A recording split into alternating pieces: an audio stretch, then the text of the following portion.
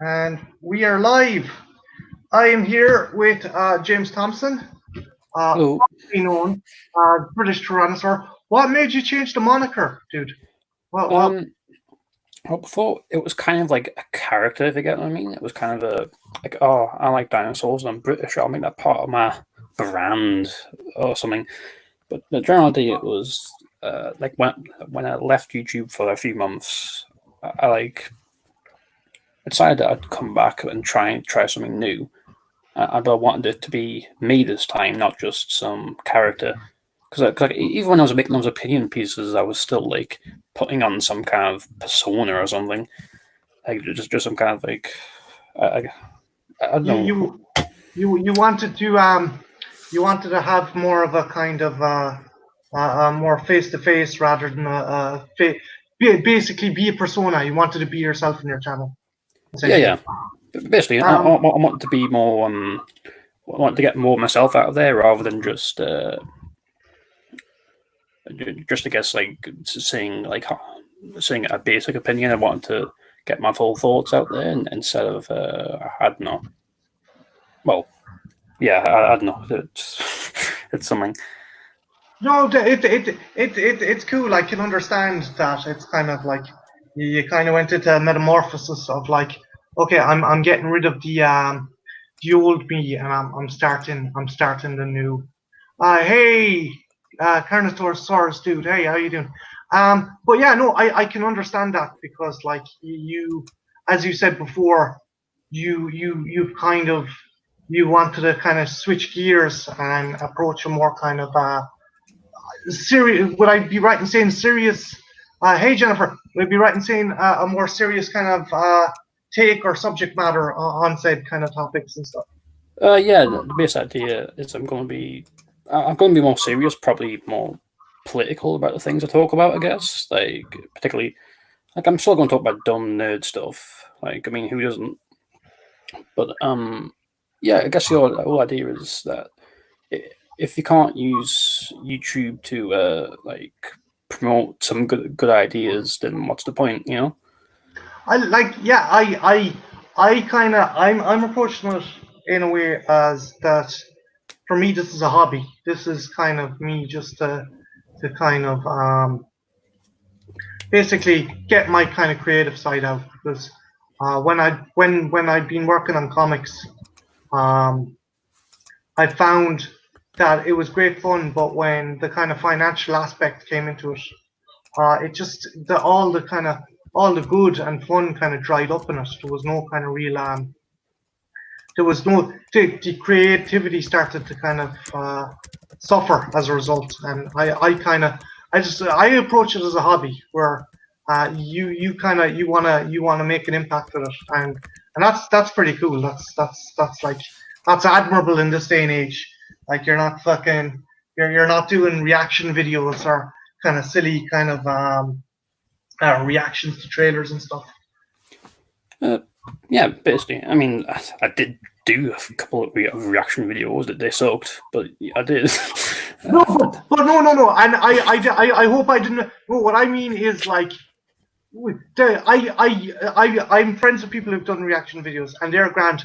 But you see these people on YouTube, and when they're reacting to it's so staged, it's so obvious that it's fake.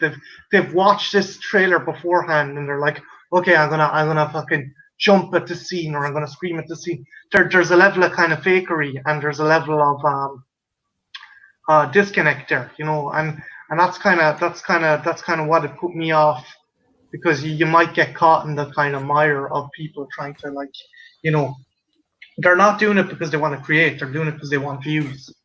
That's not the right way to go about it either. Like, Yeah, even when I was doing Jurassic Park, I was following a trend, because like the Jurassic Park YouTubers became a big thing again, didn't they? Oh So yeah, you've the likes of Clayton Futari and stuff, and he yeah, does he does wonderful fucking videos, yeah. I mean, and absolutely. like Like, he has a Patreon and stuff at the end, but you don't see like halfway through his video he isn't fucking advertising razors for men or some shit like that. Yeah, that was great stuff, and like obviously I want to catch on that, and I'm proud of some of the things I did. Like if I'm honest, like I've considered that some of my best stuff, but I generally I don't think that's me anymore either, because I'm kind of I'm more of a casual Jurassic Park fan now, to be honest. I I don't know now because you and me were like we talked about this earlier on, but I would say that kind of. Would you agree that the Jurassic Park fandom isn't as toxic as other fandoms? It's definitely on the lower end of the spectrum from my perspective, but it was over the years. It's been very draining. Like I don't know, you have constant arguments about, I guess, like art styles and new versus old, and the whole thing about what does the T Rex look like compared to the original film. That thing comes around every week or so. Yeah.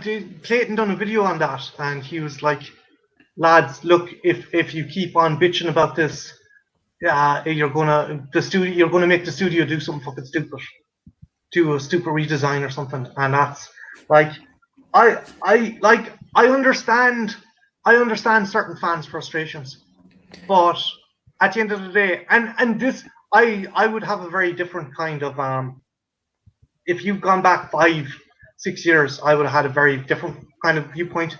But at the end of the day, you or I haven't made a fucking movie. We know nothing about the movie making process. We know nothing about visual effects. We don't know the level of work and the level of stuff that has to go into it. So, like, I can understand someone being upset about making a bad movie, but what I don't understand is like fans seeing a bit of concept art and they're like, oh, that's all wrong. It's like these people know what they're fucking doing. Wait for the movie to come out. I don't know. Would you agree with me on that point, or? I don't know, like that. I think there is some precedence in the idea of if a studio puts out a movie and the CGI character looks stupid, like that. I think everyone remembers the whole Sonic the Hedgehog thing. That's the biggest part of it. I do think that the changes in Sonic helped the movie. Yeah, like I'd argue that the actual design looks good now.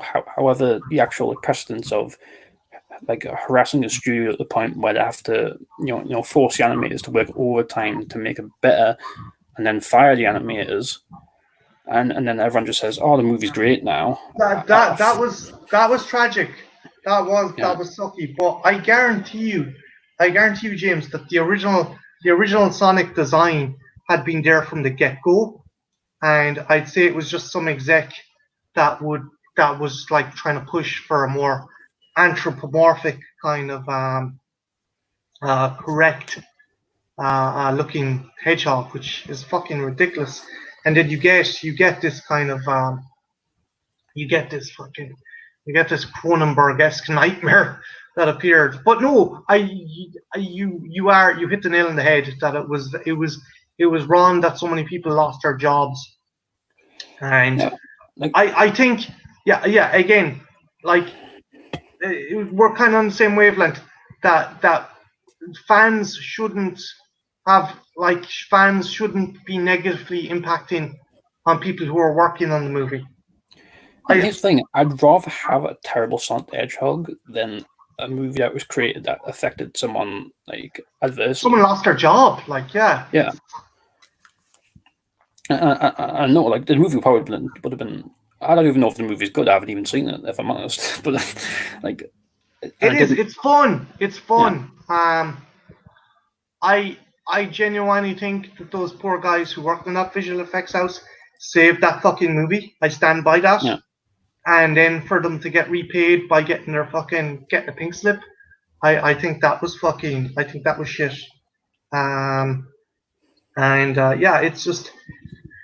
It's just it's fucked up that someone loses their job because of fandom. But again, it's like where does one cross the line between being a fan and having an actual impact on the creative process?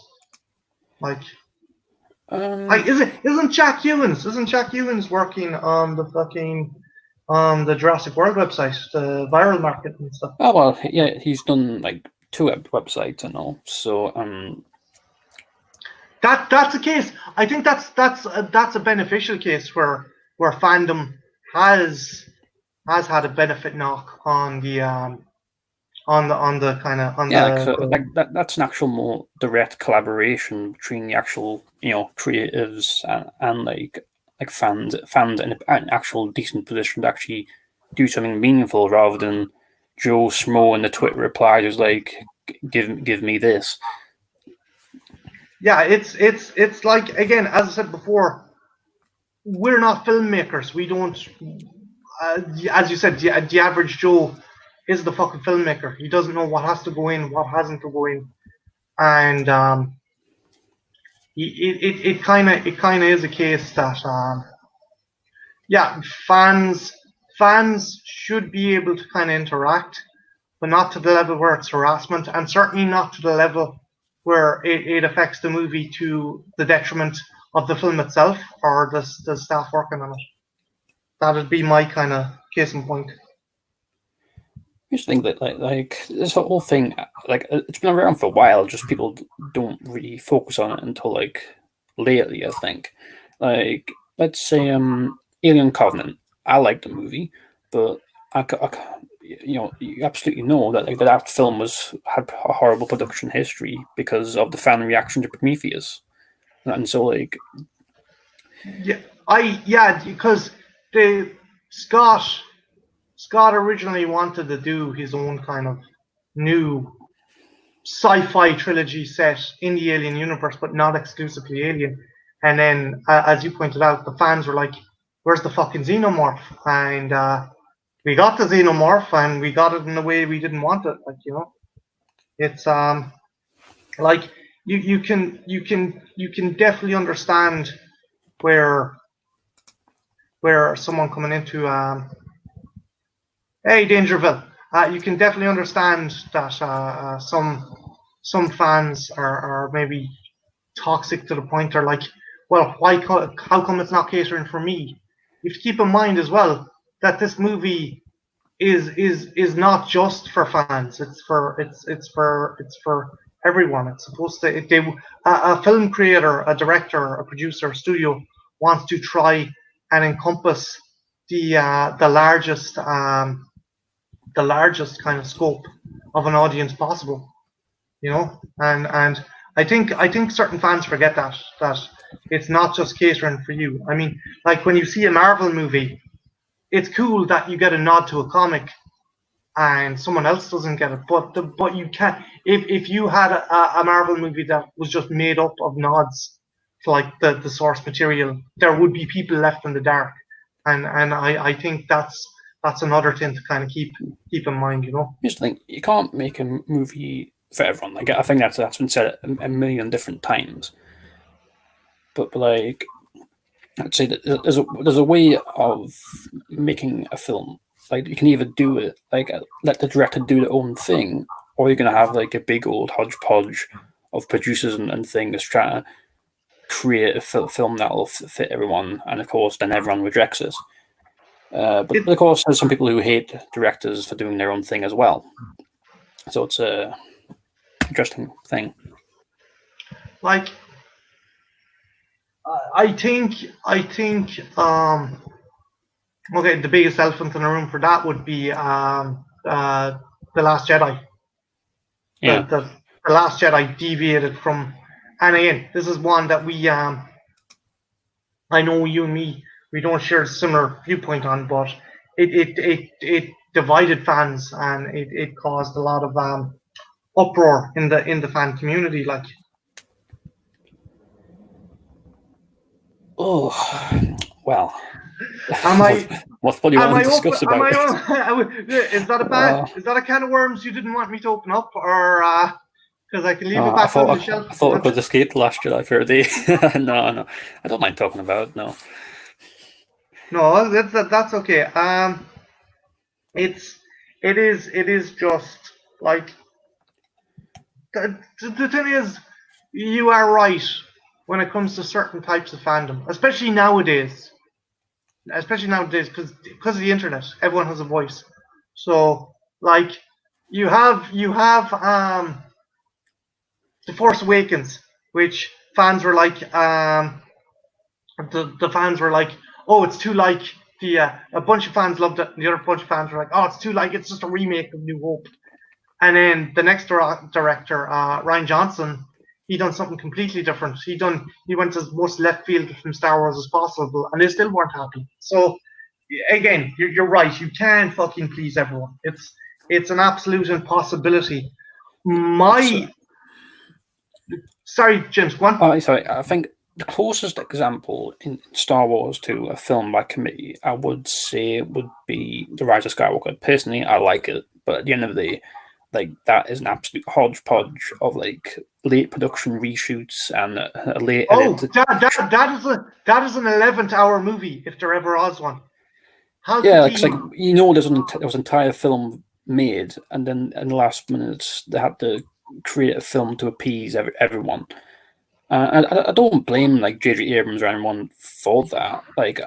I don't know what goes on behind the scenes, and I don't want to hate a director just because a film turned out like that.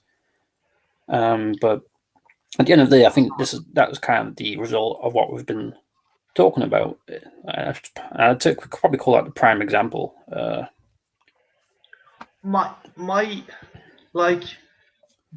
thing I wasn't a fan of Last Jedi, but the vitriol and the abuse that Kelly Marie Tran got.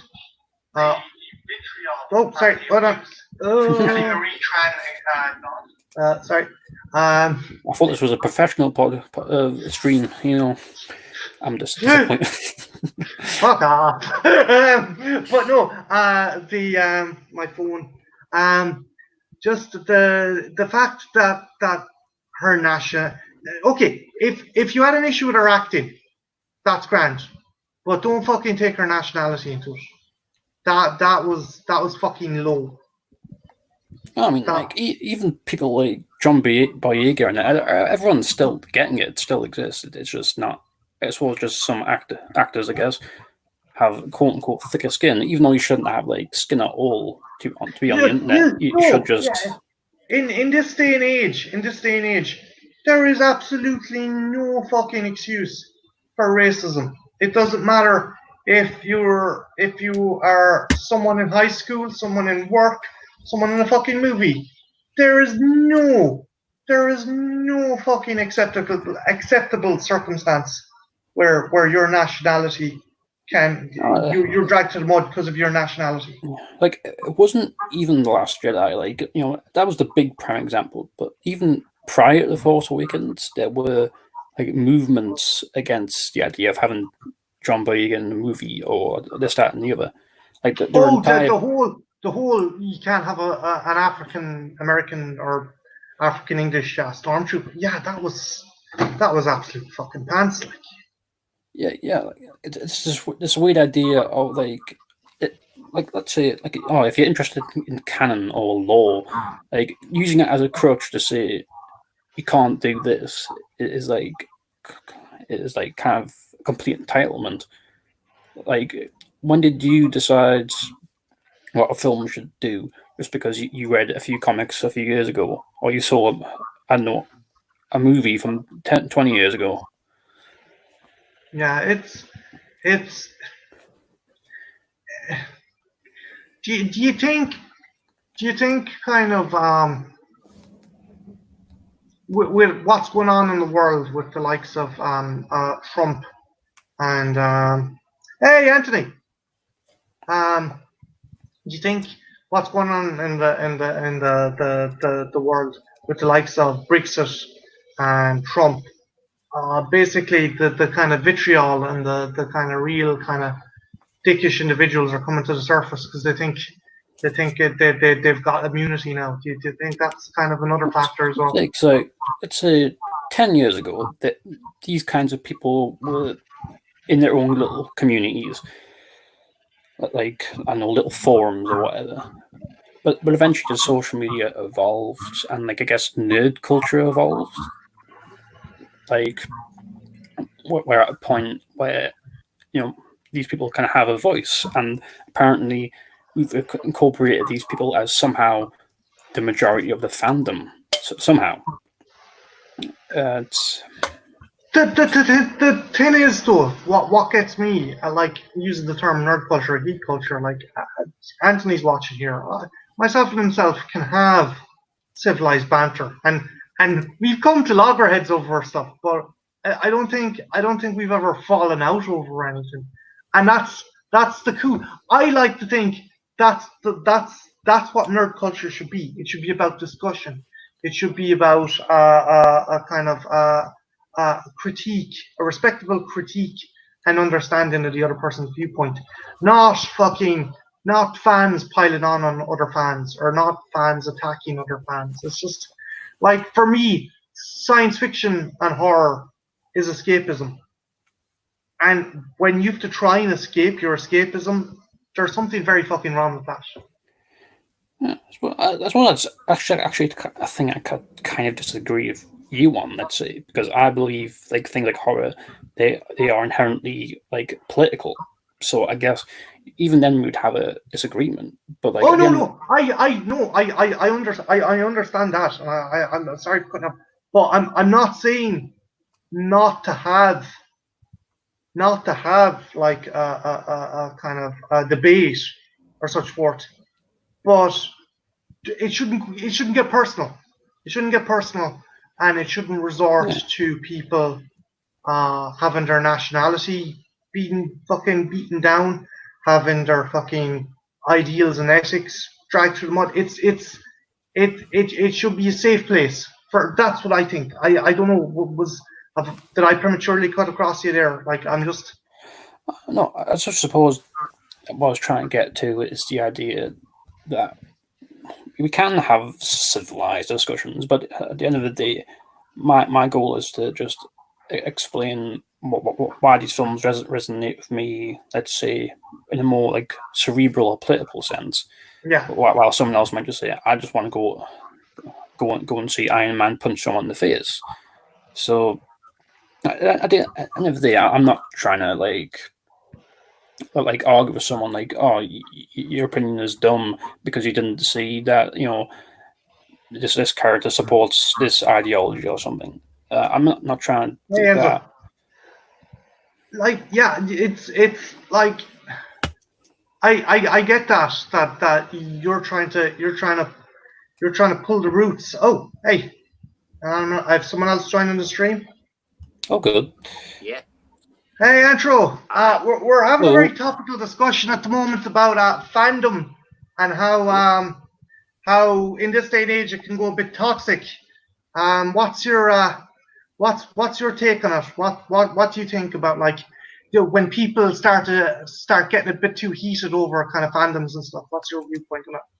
Yeah, I feel like there are certain fandoms in particular that if you don't like it, or you don't like it as much as they do, they will just murder you on the spot. And I just enjoy things, and I can be like, yeah, that's okay. And even if you're just like, you like it, but you don't like it as much as they do, they will just slaughter you. And yeah. There is that's something that does fucking bug me when you come to a point where there's fandom with a level of elitism. Mm-hmm. It's like you don't know all the particulars of the franchise, or you don't know all the lore. You shouldn't be. I don't even want to discuss the topic with you. And you're like, it's a fucking movie about a guy in a hockey mask fucking killing people. That's not, it's just But I also understand what you're saying as well, James, that you should be able to kind of you should be able to have a kind of a more kind of cerebral conversation about the kind of thing. Like, yeah, I mean, there's you can go into a movie generally just liking the cool action. I mean, I go to a superhero movie because I want to see, I don't know, some interesting ideas, not necessarily just because, I don't know, the cool guy in the costumes in it. I don't know. And I suppose that's where the main arguments come from, because all these movies are political. All content is political. However, people are starting to wake up to it, and I think that's where the problem lies. It's just this idea that things haven't been political or thematic before, and they've only just started being it, and I think that's ridiculous. I see. The other thing is, Michael Bay's Transformer movies, they're dumb as fuck. They're absolute dumb as fuck. They're the I love them. It's great. But finally, but no, the thing is, I can understand why someone might enjoy them. I don't enjoy them, but I don't. I mean, I could talk with you right now about how great Transformers 3 is, but we'll be here all day. Are you drinking, James? Are you drinking? I'm joking. I'm drinking, to be fair. But I just again, it's there should be. You should be able to have a more in-depth discussion about movies that have something to say. But I don't think the discussion should evolve into something that would turn into a fucking a mudslinging kind of battle. I've seen it. I've been it. I've been, again, 5-6 years ago. I'm very passionate about the Alien franchise, and if you'd come up to me and said, the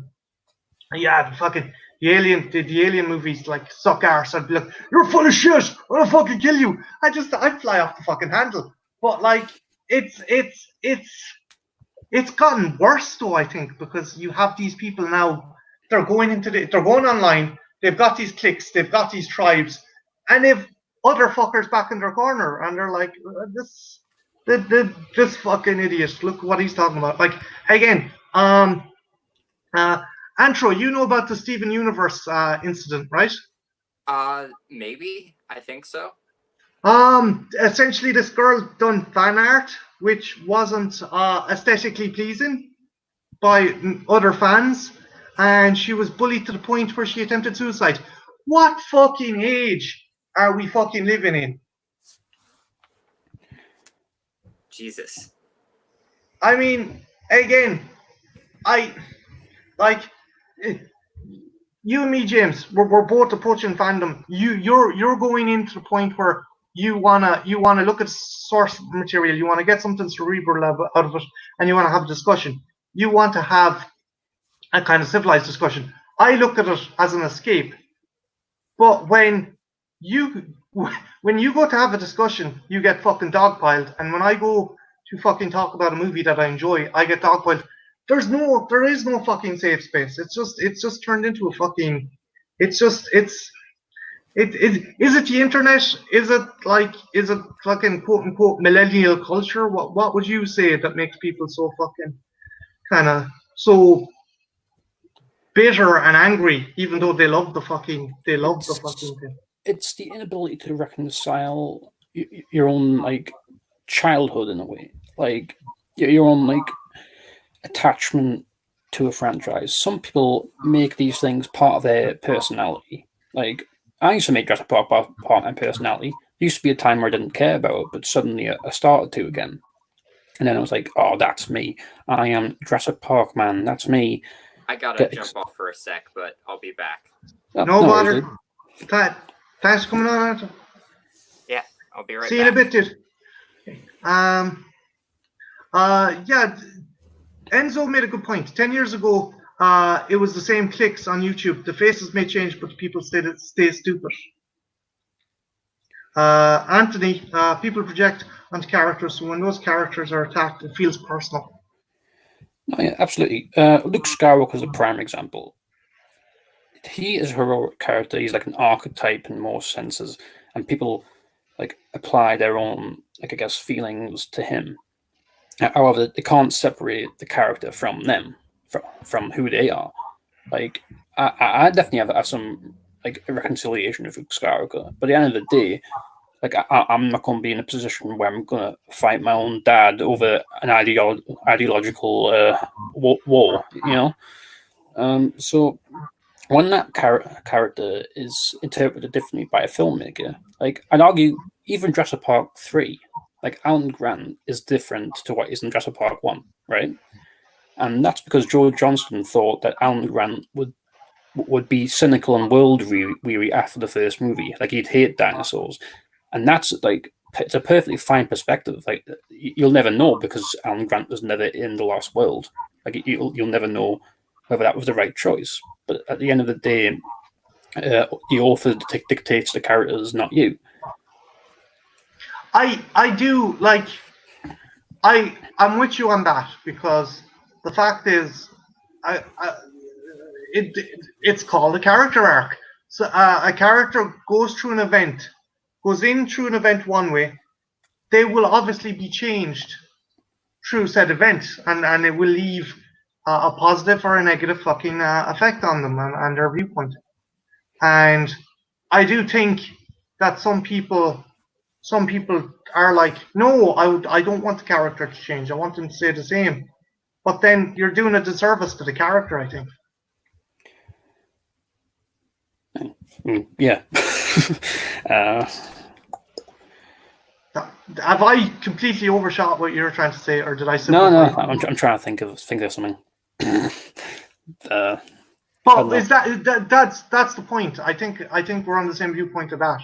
That you can't if it can, especially with a long expanse of time, like again, going back to what I was saying about fandom, or what we've changed, people change, time changes people, and that's just a fact of life. And again, you're doing a disservice to the character if you don't have them evolve.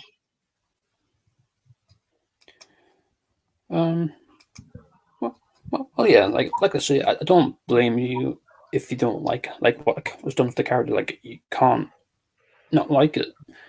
That's like a ridiculous notion. But getting this personally affected by it is dangerous, and I feel it's more dangerous to other people than it is to yourself, because you are looking for someone to blame, someone to attack, to justify the fact that you got your feelings hurt by a character dying or something. I like that said, and I know some people who were kind of upset when Luke just fucked the lightsaber over his shoulder, because like, again, we had 3 movies to build up who this individual was, and then for like to do a U-turn.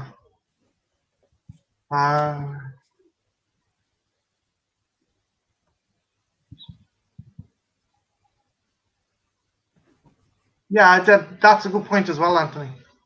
Just Anthony said people are complicated creatures, and they do gravitate towards media for different reasons. Maybe they see something in the character. Maybe they feel that the struggle the character is going through is something that they can identify with, and it can affect them. And like what you're saying is that they shouldn't. It's dangerous to take it to heart, but at the same time, people not only look to these movies for escape, but look to these movies for hope, especially like in the darkest times of people's lives.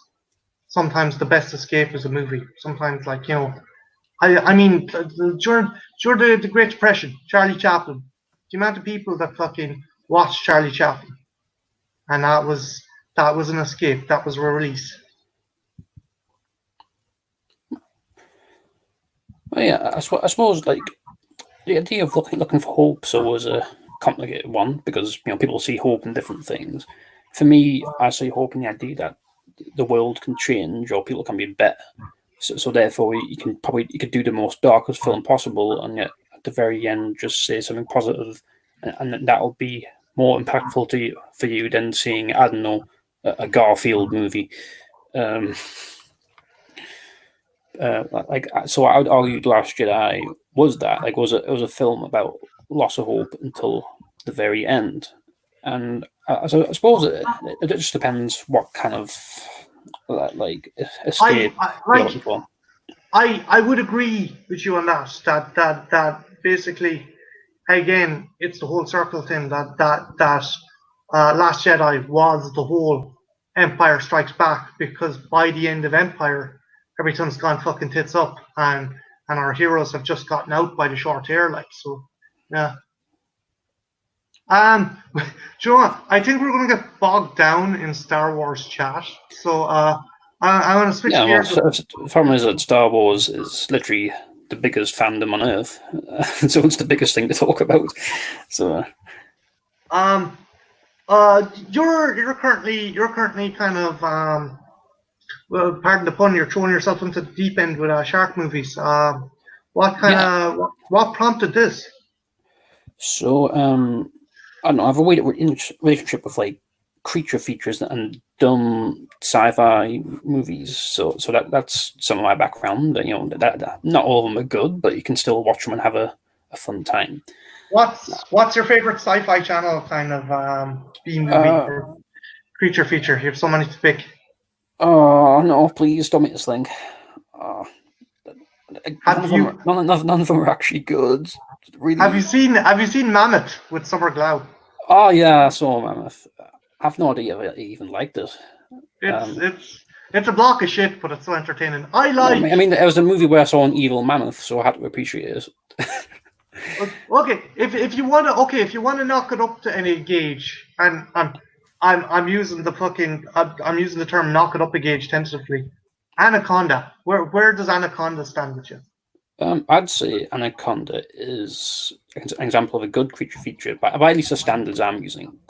With this whole podcast thing, I've created a thesis on what makes a good shark movie. So, like, before I even started, I had to come up with, okay, well, what exactly does a shark movie have to do to be good compared to, in any way, to Jaws? Because Jaws is always the prime example. Oh, shark movies were never good after or before it, that kind of thing. So you're never gonna fucking top Jaws. Like, no other fucking Jurassic Park or dinosaur movie is gonna fucking top Jurassic Park. So I'm just trying to challenge the conception that you can't do a good shark movie because, well, in literally the third episode of this, I found a good one, and it was just in a random DVD bin and I picked it up and I was like, wow. Like, that was actually decent. What movie was it? It was called Shark Attack 2. The title doesn't give me much help, James. It's a sequel to Shark Attack. I have no idea. Hey, you're back. Hey. We've switched gears so people we don't start to fucking brawl on the chat. We're talking about shark movies and creature features. What is your favorite B movie or creature feature? My favorite, there's so many. Let me think. I love The Killer Shrews is a really fun one. I have not seen that. Yeah, it's a black and white one. It's bizarre and out there, but it just takes the idea of giant mutant shrews and runs with it. And sometimes it's actually scary. Yeah. Okay, I gotta check that one out. James, you gotta review that one. I've no idea. I'll probably watch it at some point. One of my favorite 50s B movies. I barely remember anything about it. But it was about a giant mutant jellyfish man, and so it was just someone in this terrible suit. Was it that? I don't know. It was something. Was it that? I don't know if it was that. There's a movie called That where a guy turns himself into a fish to cure cancer. And I've only heard of them, but there's probably a movie named after every version of like a pronoun or whatever. Like, I don't know, they or them or who or why. The funny thing with that was the guys, they ran out of funds for the costume. So by the time they got to the feast, they had nothing. So you've Zach going around in tennis shoes. You've this big fucking fish monster going around in a pair of fucking Nikes. Fantastic movie, though. But yeah, sometimes you want to see a trash movie monster, and that just walks really slowly towards someone who could easily get away, and they're in like this outfit made out of bin bags and with like a balloon on their head, and like sometimes you just want to say, "Oh, well, that was dude, fun." Bin bags with a balloon on their head. That's me on a fucking Saturday night, man. But Jennifer says, I enjoyed the crawling eye. Have any of you guys heard of the crawling eye? What, Jen? What's it about?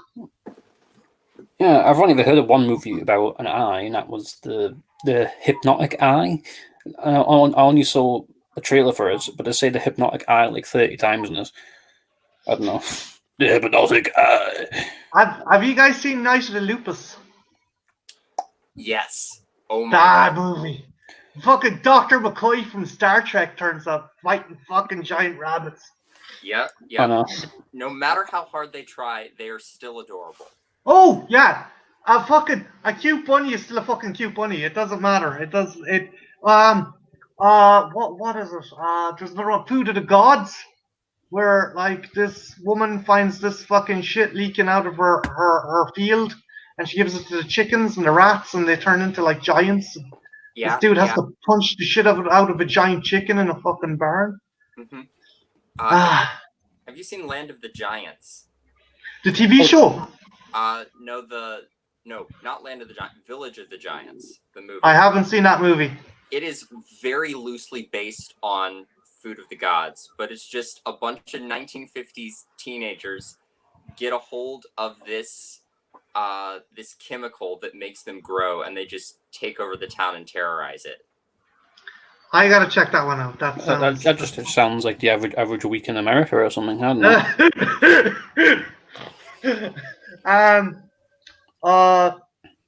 It's while it's not perfect. There is a really good underrated stop motion animation done by Willis O'Brien. It's called Black Scorpion, and essentially these giant scorpions come out of a volcano and start fucking tearing the local village to shit. And it's up to two geologists, not fucking entomologists or anything. Two geologists. These fuckers know what to do. It's a giant scorpion. We know the shit. Well, you know, scorpions are on the ground, and geology is the ground. So got them. Destroy scorpions. I suppose, yeah. Like, we'll fucking pelt rocks at the fucker. We know what type of rocks scorpions look like. I mean, to be honest, I watched them. I forgot how I forgot what the movie was called. Oh, Shark Kansas Women's Prison Massacre. What? Right, it's Arkansas, but they've changed it to Shark. And it seems like it's going to be just. It's like, how to describe it? It's like Con Air, where people are taken hostage, but they're also trying to break free. And then, see you later, Anthony. And then this fracking company unleashes prehistoric sharks, and there's like this X-Files duo hunting after them. Well, not the sharks, the people.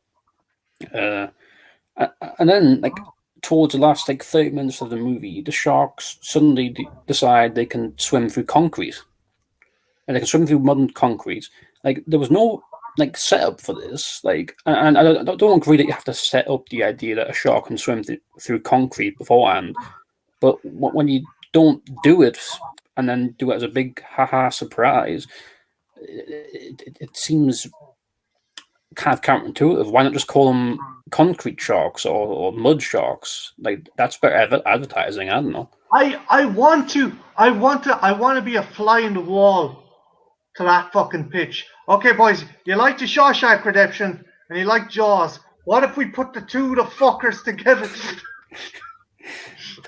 So what's part is it's not even in the prison. Like, they're in like a forest and things like that. It's like, why not have the prison be flooded, then have sharks going in it? Like, you know, way to blue ball me, you know? It's called Prison Massacre. When that shark came through that wall, he was the greatest whack motherfucker I'd ever seen. I called him Andy Dufresne. But no, like I did like it. Its ending sequel tease though, and I had the whole bit where they changed the sign to shark and just like, haha, that's the title of the movie. Ha, I like it. I don't know. I gotta fucking check this movie out. No, so these sharks it's can really swim bad. through fucking concrete.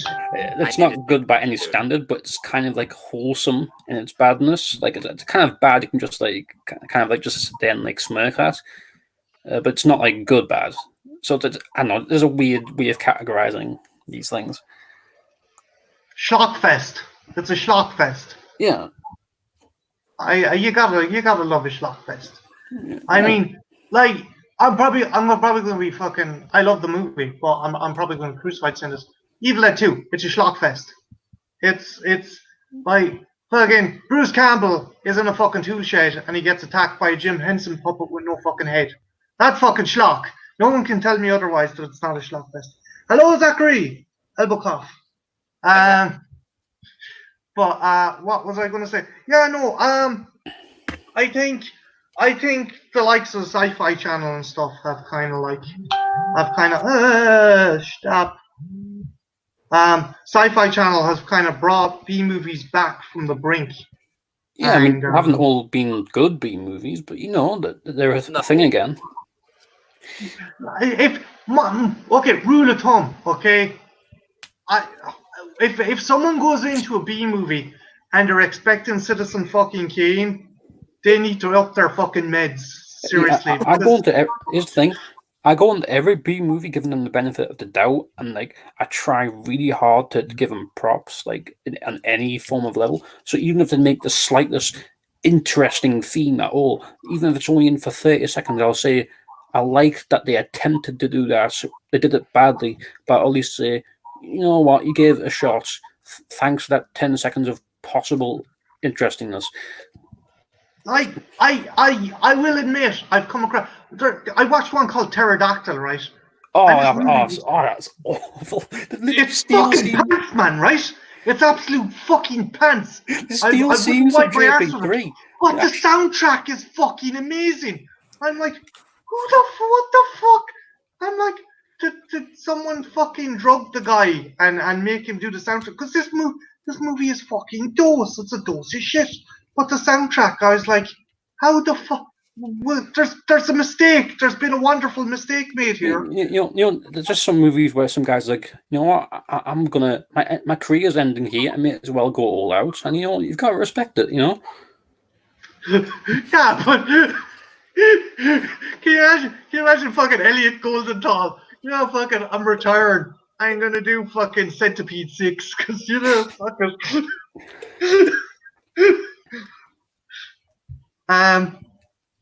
I'm just imagining I'm just picturing John Williams going to do, I don't know, Crocodile 16 and being like, yep, that's me. Fucking imagine John Williams. This fucking dude being bitten in half like a fucking biscuit. Antro, I feel, dude, that we're kind of fucking muscling out of the conversation. Anything, what do you look for in a B movie? Like, if are you looking for just solid fun, or are you like James that you look for a nugget of gold in a pile of creamy shit? Like, you know, is that? I mean, it's a bit of both. If I can get any kind of enjoyment out of a B movie, I love it. I love it either needs to have like good acting and story in spite of its trashiness, or just go all out with being absolute steaming garbage and just fun for that reason. Yeah, there's nothing worse than like having a really silly movie and then having some fucker trying to win an Academy Award in the middle. I'm like, dude, you're trying too fucking hard. This is called Mega Scorpion 6. Like, you know, just.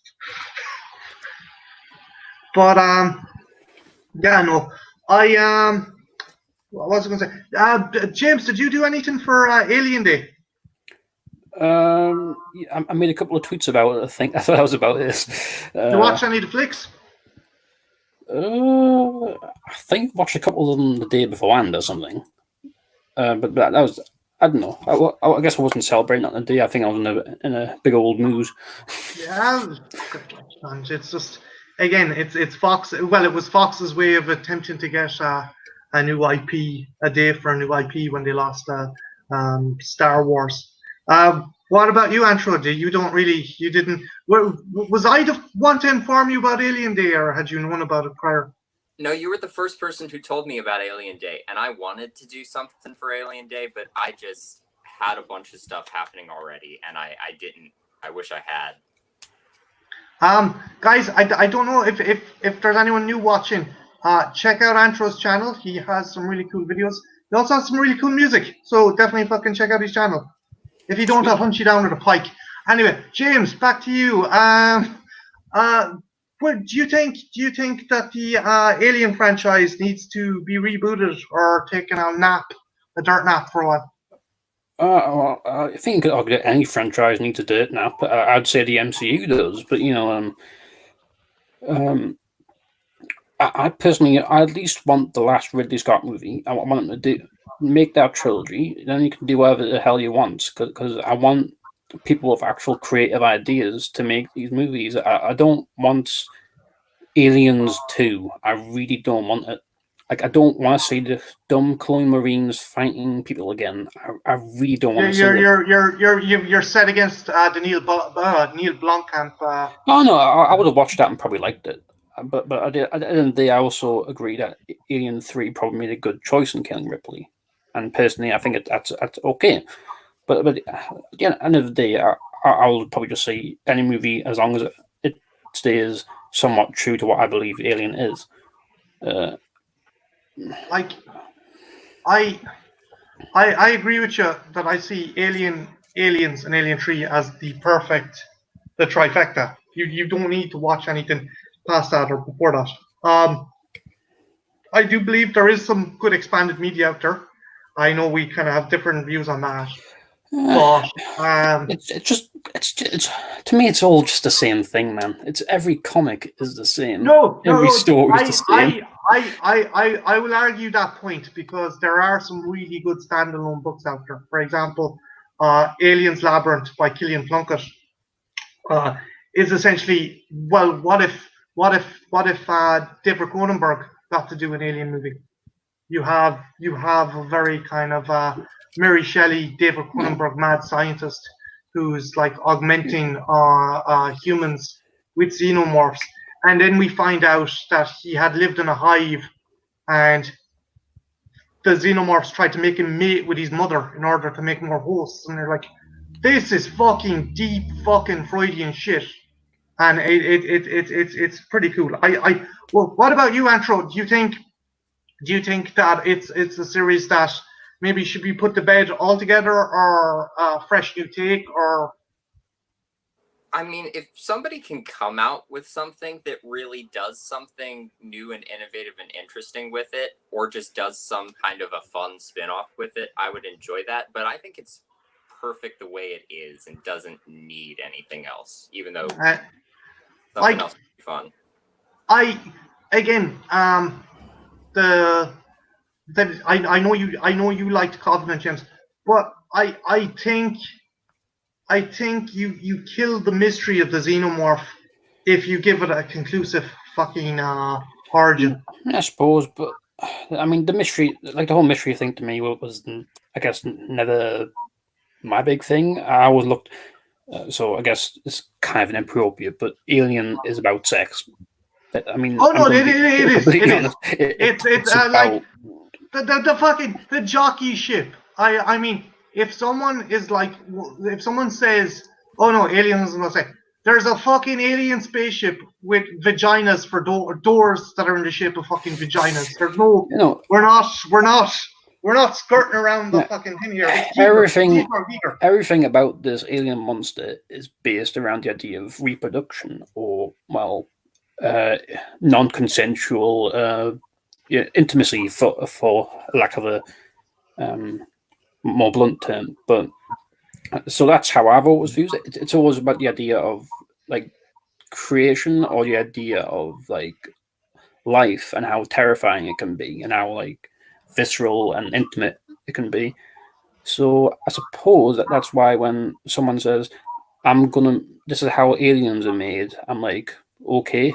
Now, give me some cool political theme so I can go. Oh, I'm a big brain gamer. I'm really smart, me.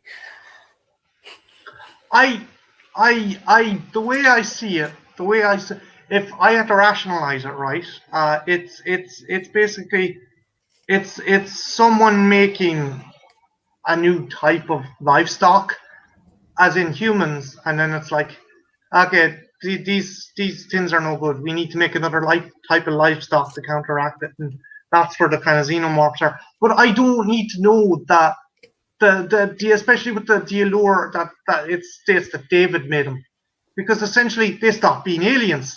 They're a construct of a man-made fucking construct. Therefore, they're not xenomorphs. Maybe, but to me, that's just completing the cycle of creation. To me, and I suppose that just means that just adds a more interesting and authorial intent into the aliens rather than just being a mystery, I guess. Because this is the idea of, oh well, he views them as this perfect being that needs to be made out of. I mean, it has to be made out of humans, and I guess that's all I really need, I suppose. Yeah, if he does make a third movie, I think he should just leave it ambiguous. And like Andrew, you might appreciate this analogy. Like, Rob Zombie, I like him. He's cool, but you didn't need to give fucking Michael Myers a backstory. Michael Myers is evil. That's all the reason you need. I was gonna make the exact same analogy, actually. Yeah, because I think the Halloween sequels and Rob Zombie's Halloween are interesting. They're interesting stories, but they're not necessary. Yeah, exactly. If you add all of that stuff, it destroys the fear of the unknown that's at the core of what Michael Myers is, which is why I like that they sort of retcon all of that with Halloween 2018 and bring it back to just being this shape, and you don't really know what his motives are. Well, I mean, it's the problem of like some sequels need to build on the person's past. So let's say Halloween 2, right? You know, Myers has a sister that's that kind of thing, and they're like some kind of their destiny is to kill each other or fight each other or whatever, that sort of thing. You can do that, and then when you go to Halloween 6 and say, "Oh, Myers wants to be controlled by an evil death cult," and they need him to bang the woman or something and make the evil baby. Some kind of incestual thing. Yeah, look, for fucking look.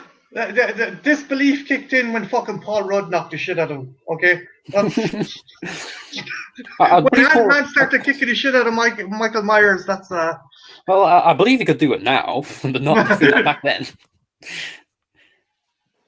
I mean, he also got karate kicked out a window, though, didn't he? In that Resurrection or whatever. Trick or treat, motherfucker.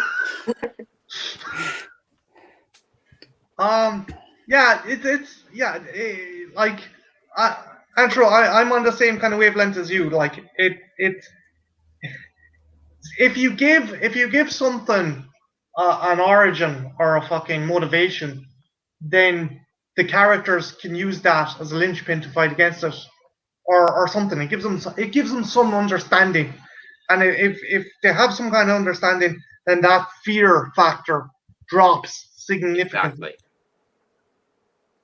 Yeah, exactly. Okay. Just switching topics again. What do you think is going to be the state of cinemas with this whole fucking COVID thing? Like, you see a lot of stuff. I think a few of them are going to die out. I mean, obviously, there's no EMC theatres or something here, but apparently that's going to go bankrupt. That kind of thing. I feel the big ones are going to stay. Go on, James. No, I'm just saying, I feel the big corporate ones are going to stay, like Odeon or whatever. They'll still be around, but anything else, I don't know. Do you think things like drive-thrus and stuff might actually have a resurgence as a result? I hope so. I really hope so. I hear they still do like drive-thrus because, like, obviously you can be distant from people in a car and stuff. Yeah.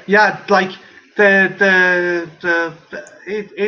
would be cool if there was. Now, I we've two of them over here. How many is in England, James? How many do you know about? Absolutely no idea. I just know that they exist. Yeah. No, we do have them. We do have them here in Ireland. There's about two, and I know there's a couple in England.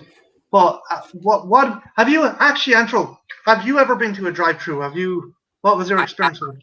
I have, as a matter of fact. I've been to some drive-in movies. They weren't especially quality films. I think I saw Minions at a drive-in. God, Friends, that's but the experience of just being there was great, even if Cool. the movie was. I mean, I'd only go to it if I had like a 1950s car and like was wearing like the Trad jock outfit and I had a woman on my arm or something. Come rocking up as the Fonz, hey! What movies were you hoping to see in the cinema that have been pushed back or are probably going to go to VOD now that you're kind of annoyed about? I was excited about Antlers. I don't know what's going to happen with that. Yeah, I was really looking forward to that. I have to. To be honest, I actually forgotten what movies are coming out this year. I'm going to have to look it up. Like I was looking forward to the big stuff like Wonder Woman and stuff. But yeah, but in the likes of horrors, Antlers would be one, and fucking like there's a couple of small movies that I was looking forward to in the cinema. I think that there's a big fucking dispute between AMC and Universal at the moment, because Universal like kind of pushed all their movies to VOD, and AMC cinemas will not be showing Jurassic World Dominion, a couple other Universal flicks, but I don't know. I think that's kind of cutting off your nose to spoil your face. Kind of what they're doing there. They're shooting themselves in the foot. But yeah, I used to enjoy going to cinemas, but now, admit, I'm probably going to sound like an old crank, but now when I go to cinemas, there's always some fucking young fuckers up the top, like talking or looking into their phone or some shit like that. It's like, yeah, like you paid good money to watch a fucking movie. Watch the movie. And sorry, I probably sound about 90, but like, you know. No, like I've definitely had bad experiences that they exist. What about you, Antro? Have you ever like had to give someone a shh or a kind of a dirty look or anything? I mean, honestly, not all that much, but sometimes there will be like little kids in movies that they have no business being in, like some really bloody horror film, and they're just whining and wailing, and it's just like, why are you even here? I had an experience, and it sucks that my friend Anthony's gone off the chat, but we went to see Insidious 2, and some fucking teenagers, your man was taking his girlfriend on the date, but obviously the daughter had to bring her little fucking sister, and it's like, the child was 3. There was a 2-year-old in fucking Insidious, and I'm like, fucking screaming their head off, and I'm like, really? Sometimes you do get good screams. Like the trailer for Halloween 2018 came on, right? And some woman obviously hadn't seen it, and so when the jump scare at the end of the trailer happened, she had a big reaction, and everyone kind of laughed at her. And so there are like genuine moments when a fake reaction is good. Like, but not during the movie. A little kid just screaming and crying through the whole movie. That's different. Or someone like is like their fucking kid decides to do fucking laps up and down the fucking aisle and start. Yeah. I feel so bad, but sometimes I just want to like stick my leg out and just like make the fucker go airborne, just. Yeah, and then there's the little kids who like ask questions to their parents about what's happening through the whole movie. Who's this guy? What's this guy doing? No, actually, the second time I watched Rise of Skywalker, there was a kid right behind me who had clearly never seen any movie past like episode 4 or something, and like he was just asking his dad everything. And don't bring your kid to the 9th movie in a franchise. What age? What age was the kid? Like, I don't know, 7, 8. Yeah, like I I hate being a prick because I'm not a fan of censorship, but even if a movie is like G or something, have the common sense to bring maybe a 10-year-old, bring a 10-year-old to a fucking G movie. But kids under the age of 10 do not have the attention span to fucking watch a 2-3 hour fucking flick. I'm sorry, that's me being pragmatic. And if you're bringing your kid to a fucking horror movie,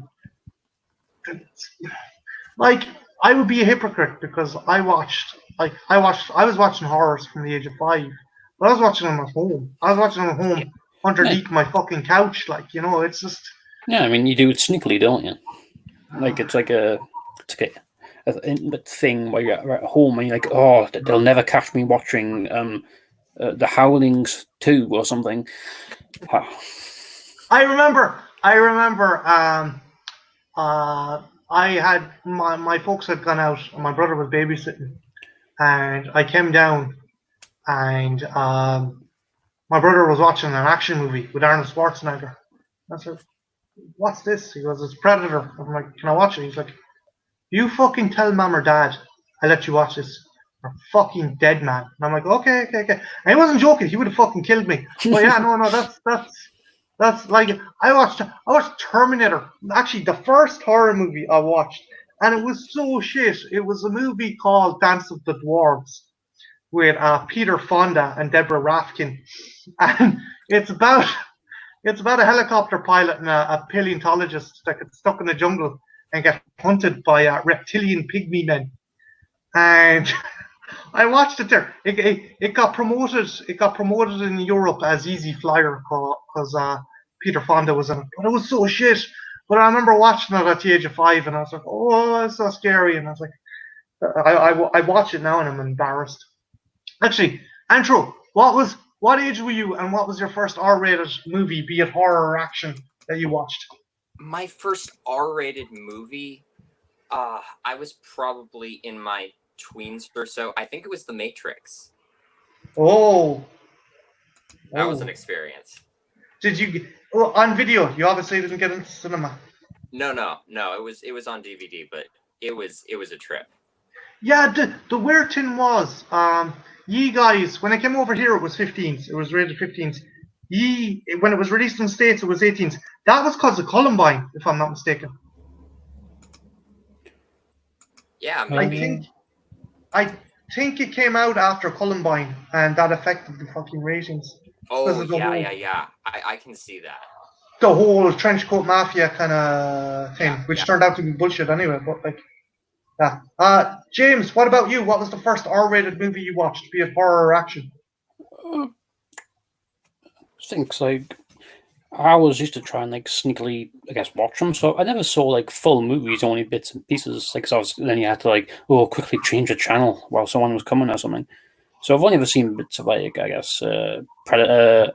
I tried to watch Alien 3 sneakily, I think. I remember seeing one of the kills in that, being like, "Ooh, that's a bit rough." What was your family rule at home when going to the video store? Well, like when I go in, and I'd be like, okay. And I was split second. This is 18s. I'd give it to my dad. My dad would go to the counter, and I shit you not, my dad is straight shooter, no fucking bullshit. He's like, "Is there riding or sex in this?" And I'm like, "You want to say what? Is there riding? Is there fucking sex? Are there people fucking in this movie?" And the one's like, "No, right, you can have it." And I'm like, "All right." So that was the rule. People could be chopped up, cut up, burned, set on fire, eaten, dissolved, grand. But if there was sex in it, no. What about you guys? Were your folks lax with letting you watch stuff? What you're telling me, James, they weren't. Well, I mean, not really. It was just the idea of like, don't watch 18 until you're 18, and sometimes maybe I saw a small 18 and that wasn't that bad maybe beforehand. But generally, I was watching 12s before I was 12, so it's not like it's that strict. Like, because I remember watching King Kong when I was about 8. The last one. Not the last one, the Peter Jackson one. Because we may or may not have been pirates, maybe. Okay. Like that was an era where we were where everyone was like copying and pasting movies onto DVDs and sending them to each other's families and stuff. Like you always have that. It's funny you say that because Enzo was saying that they had a video van, and it's like, yeah, in our neighborhood as well, that they used to go around with a dude used to go around with his trunk filled with shoe boxes of videos, and like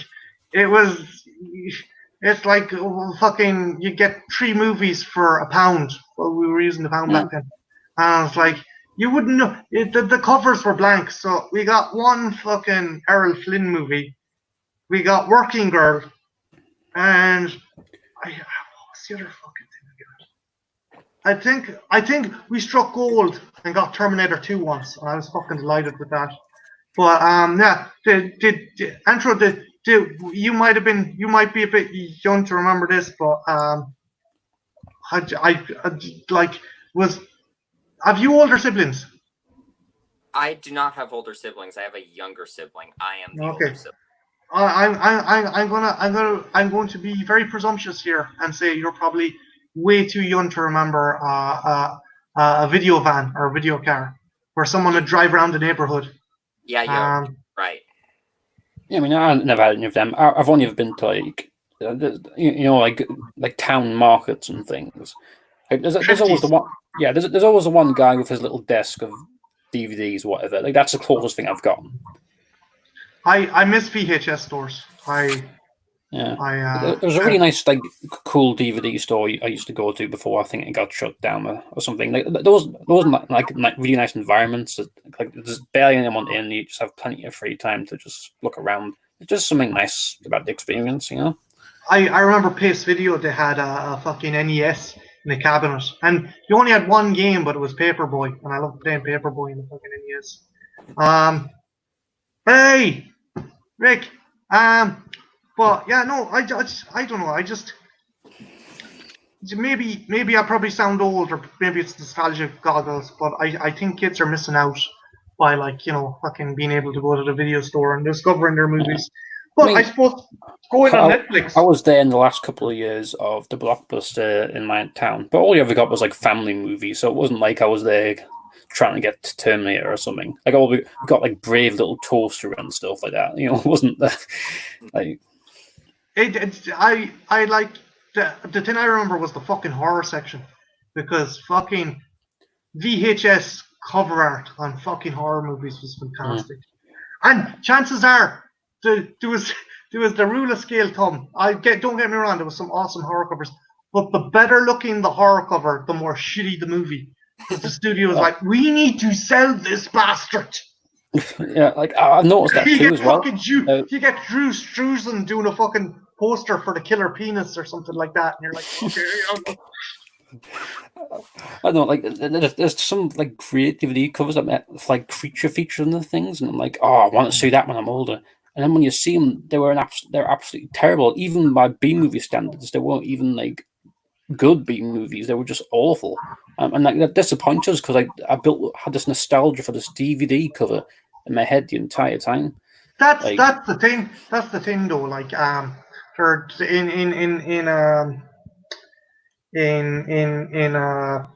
Trainspotting 2, Johnny Lee Miller has a great line in that nostalgia.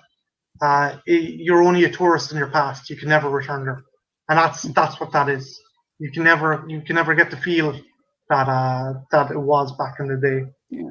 I mean, there's the idea of like, oh, should you ever revisit something you watched like once as a kid and have a nice memory for? And I don't really know the answer to that, if I'm honest.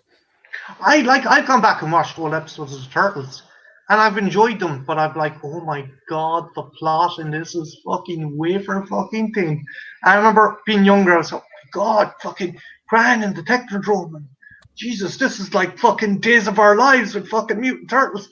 And I watch it now and it's like, a fucking 5-year-old would come up with the plot. And Antro's looking at me going, is this dude 100 fucking years old? But no, well, dude, you're younger than me, but do you ever get hit by nostalgia goggles in the few years that you've been on this earth? Is there things you miss or things you've gone back to? I do, yeah. And what I was actually going to bring up is we did have this cult video store in my town that went out of business a few years ago because it couldn't compete with streaming and stuff. It was called Wild and Woolly, and they would sell everything, but they specialized in cult movies, in foreign films, in like horror and exploitation stuff. And we would go in to like rent a family movie, and they'd be playing like Curse of Frankenstein or some badly dubbed karate film on the TV. And I'd go up to the guy on the counter and just have like an hour-long conversation about Hammer films with him, and it was great. That's cool when you have a rapport with the fucking the staff and stuff. Did you, when that place went out of business, and did they sell off their stock, and did you snatch up any of it? I did not snatch up any of their stock, and that October, actually, they, in our local library, did a few like film screenings with the two owners of the place, just showing their favorite cult movies, and I missed those, sadly. But they showed like a double feature of Cat People and I Walked with a Zombie, and they showed Danger Diabolic, the Mario Bava movie. Oh. Yeah, I would have loved to go to them and just hear their commentary, but I missed it. I like they would have been like very like maybe it's a cliche, but Tarantino-esque, because you know Tarantino started off working in a video store, and just those guys probably just they just probably spent their days watching cult stuff, like, you know, on the fucking, when the store wasn't busy, they'd probably have like a Shaw Brothers movie on or something like that. And that's what I'd miss. You know, that's the local kind of video stores. But yeah, no, just I'm trying to think. Is there anything else you guys want to gauge? Is there any topics or anything you're interested in? Antro, is there anything that you've always wanted to talk about or broach or ask people about, be it horror movies or? There's a million things I want to talk about, but as soon as you ask me, my mind just goes blank. So. No bother. James, what about you? Is there anything that you've... I probably haven't letting you guys getting a word in edgeways. I apologize for that. Oh, no, it's fine. I like when someone can lead a conversation. It gives me time to think of words. Well, the problem is I'm Irish, so shutting me the fuck up is not an easy fucking task. Rick says you guys should watch The World of Kanako. I can't spell this shit. Kanako. What's it about, Rick?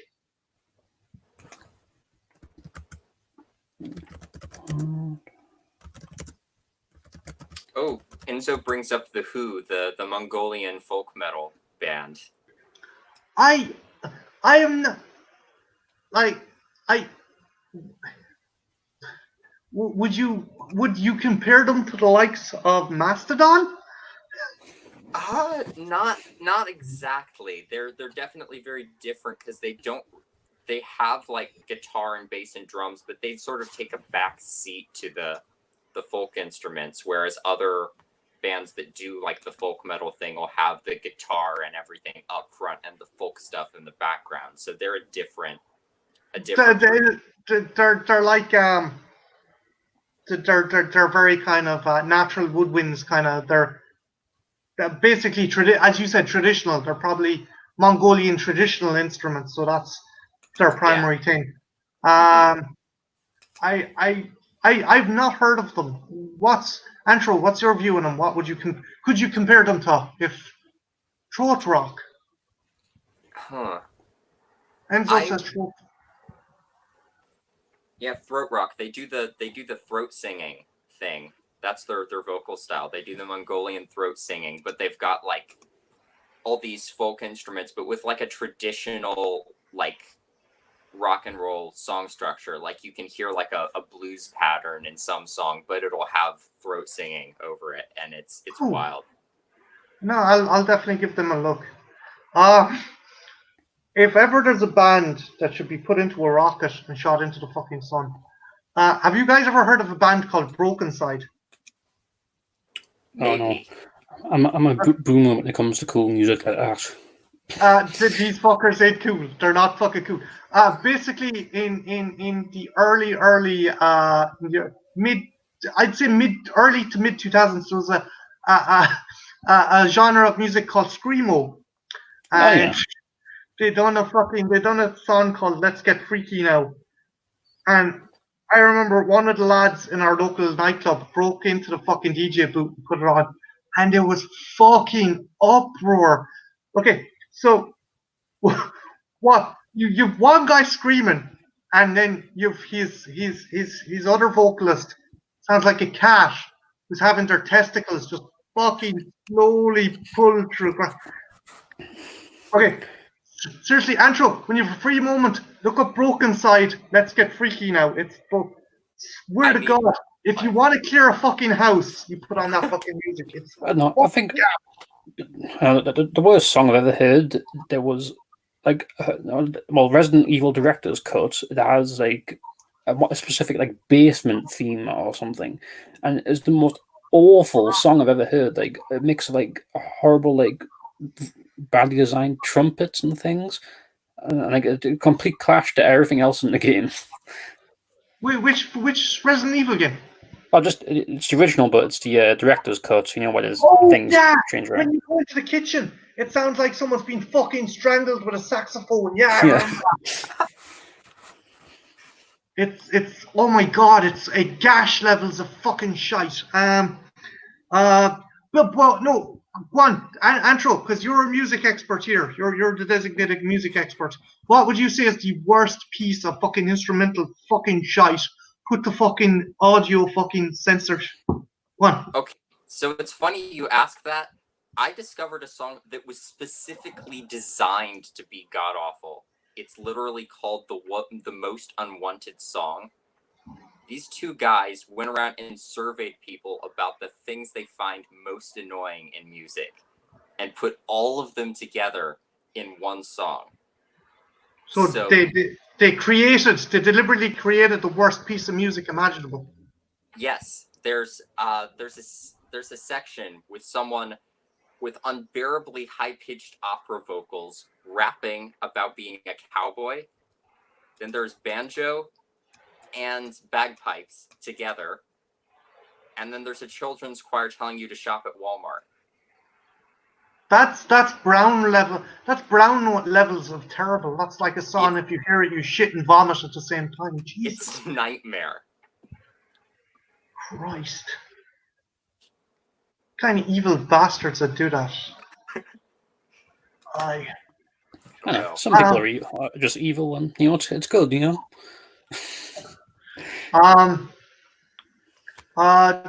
James, have you ever seen any bands live? Is there any you have seen or you'd like to see? Not official bands. I saw like a cover band for Green Day once, for like my birthday. That was alright.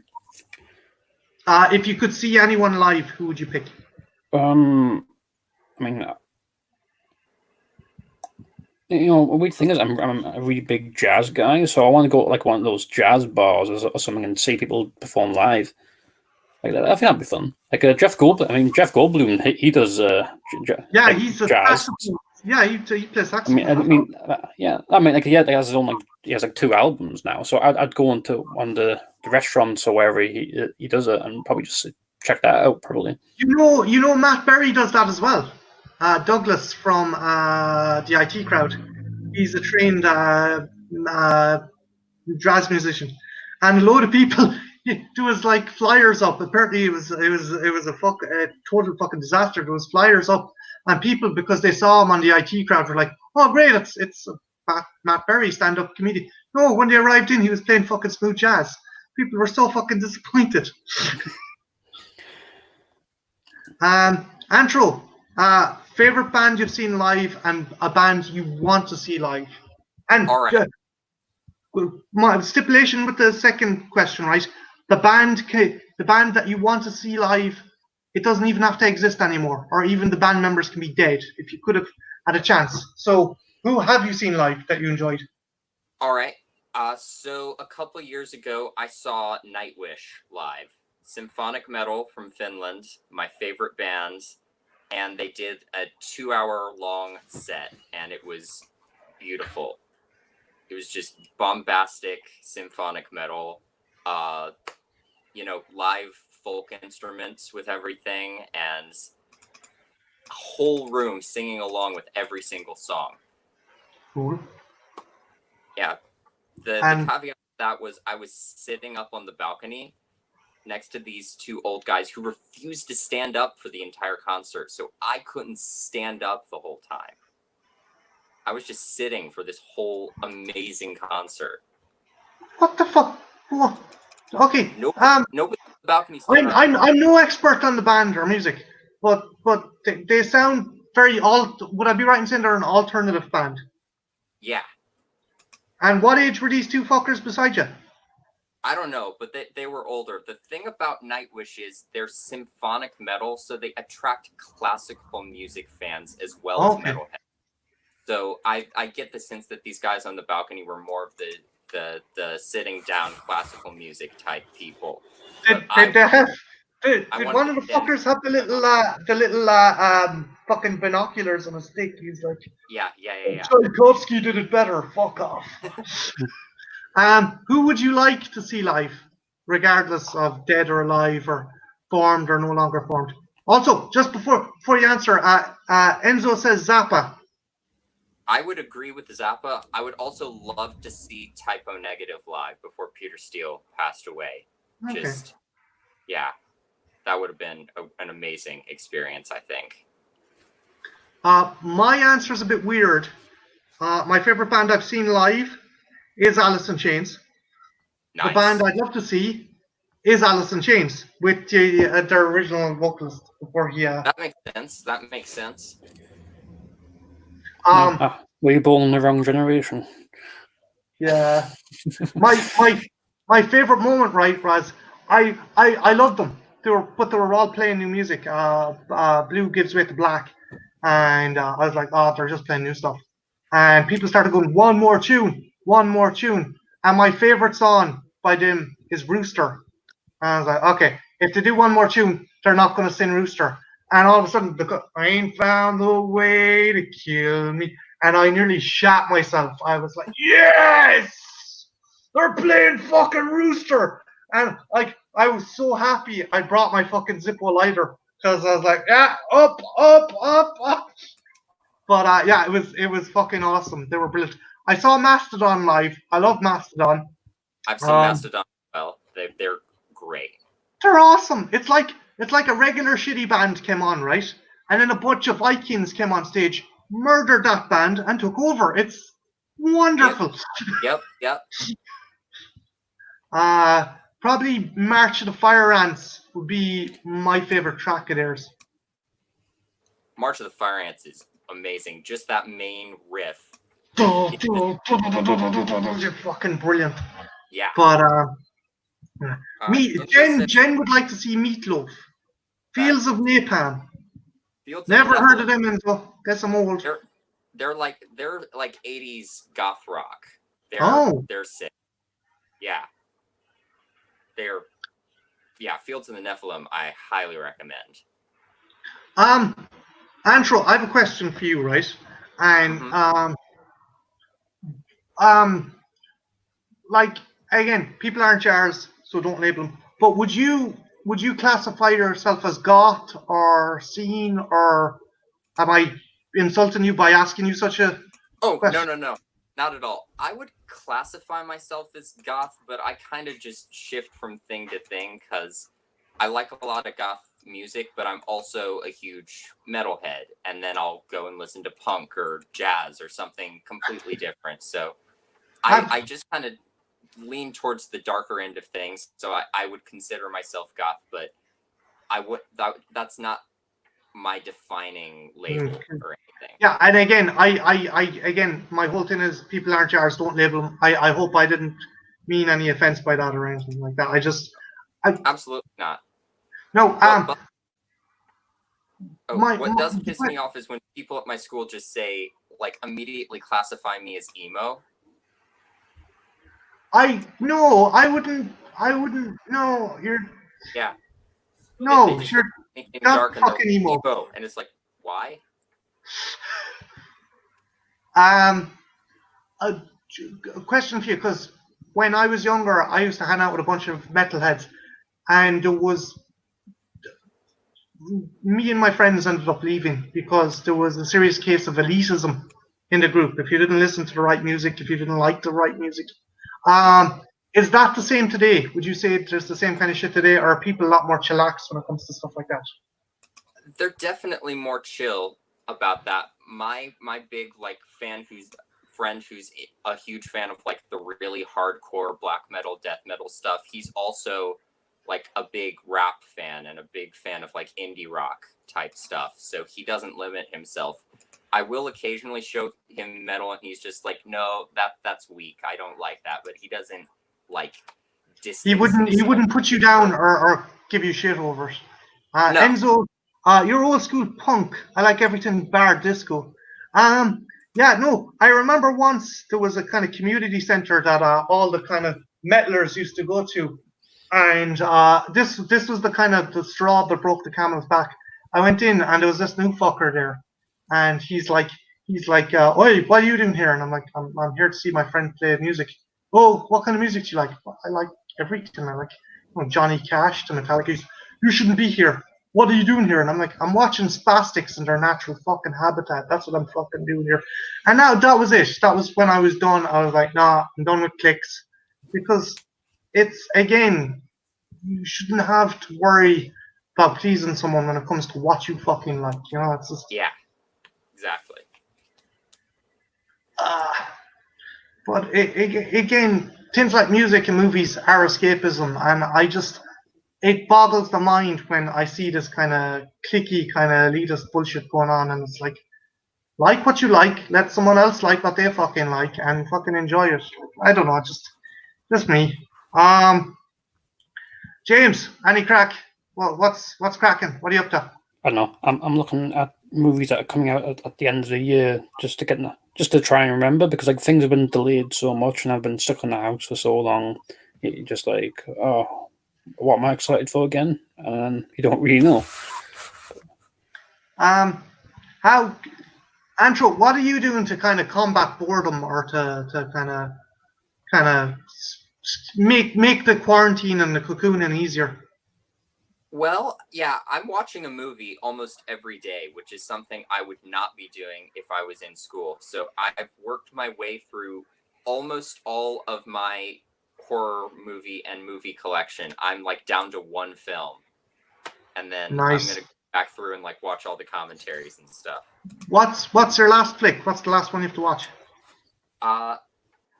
Well, today I watched what was the last one, which was I rewatched Repo again after finally buying a copy of it, and then I got a copy the other day of Texas Chainsaw 2 that I'm gonna watch pretty soon. So after that, I'm through the collection.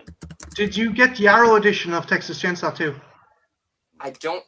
It was a Blu-ray. I don't think it was the Arrow edition. No. But there's. Oh, okay. It was just a regular Blu-ray. It wasn't the Arrow edition Blu-ray. Yeah, I don't think it was the Arrow edition. Because there's it's probably up on YouTube as well if you want to check it out. But there is a 3-hour documentary on the making of that movie that came with the Blu-ray, and chances are someone probably plonked it up. If I don't know, do you like the kind of the special features or kind of documentaries and horror movies? I love that stuff. That is what I'm watching when I'm not watching movies. I'm watching as much behind the scenes stuff as I can. I recently got In Search of Darkness. It's kind of 3.5 hours documentary, and it's really fucking good. Bar one thing, there's a guy in it called James A. Janice who hosts a show called Dead Meat, and he's so artificial when he's talking. Myself and my housemate were like, is he a fucking robot?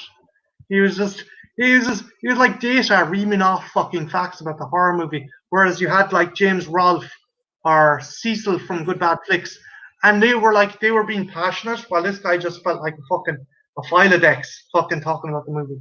But yeah, I can see that. I do listen to Dead Meat. I really like their podcast, and they definitely have a lot of insight into the movies and give you good info, but they are kind of artificial about it. Yeah, it's very I don't know. Janice just he knows his stuff, but there's very little passion in it. That's just me. Yeah.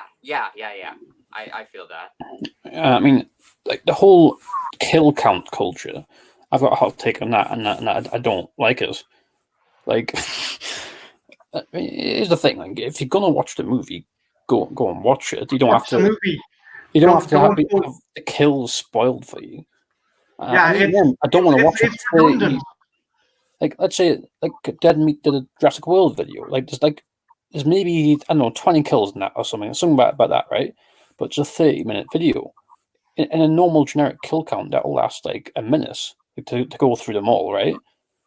Why do I need to know the guy's opinions on the movie in a kill compilation?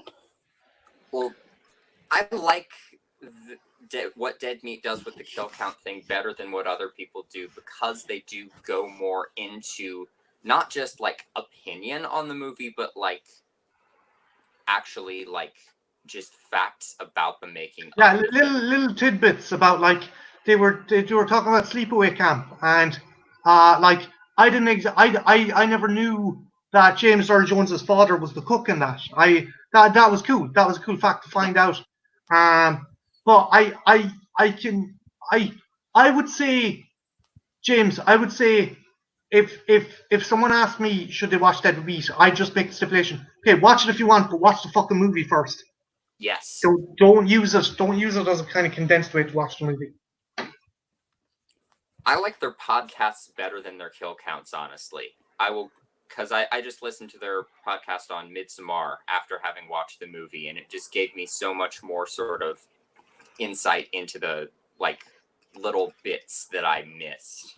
Yeah, the thing I'm loving at the moment is there seems to be a big surgence of avant-garde horror.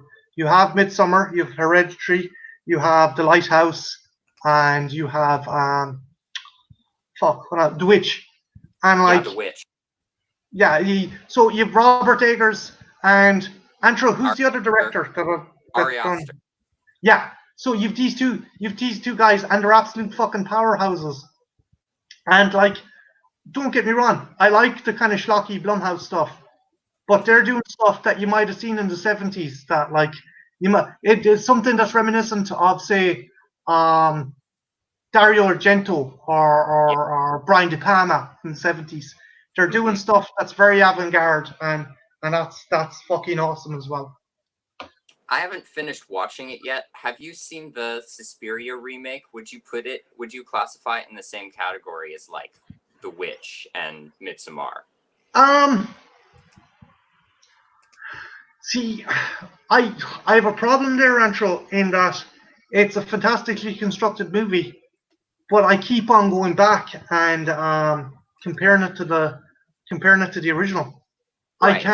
I can't separate the two, and I genuinely, I think I would be giving you a disingenuous opinion if I was to say that I didn't like it, but I think the reason for that would be that I love Argento's original. And don't get me wrong, Argento's original is flawed as fuck, but there's just, again, it's nostalgia glasses, and I think it's skewing my. I have a weird like opposite, like some kinds of movies. Like, let's say if I watched the reboot first, like I really love the RoboCop reboots, if I'm honest, and I've never seen the original aside from the clips everyone's seen. Wait, you've never seen the original RoboCop, James? No, I saw little bits of RoboCop 2, I think, but the generally fuck me sideways, dude. And I want to watch it less every time I hear people talk about it. No, okay, I get that. I'm like that as well, where I actually get pissed off by kind of pressurized word of mouth. They're like, oh yeah, I nearly didn't watch fucking what was that horror movie that fucking people were raving about?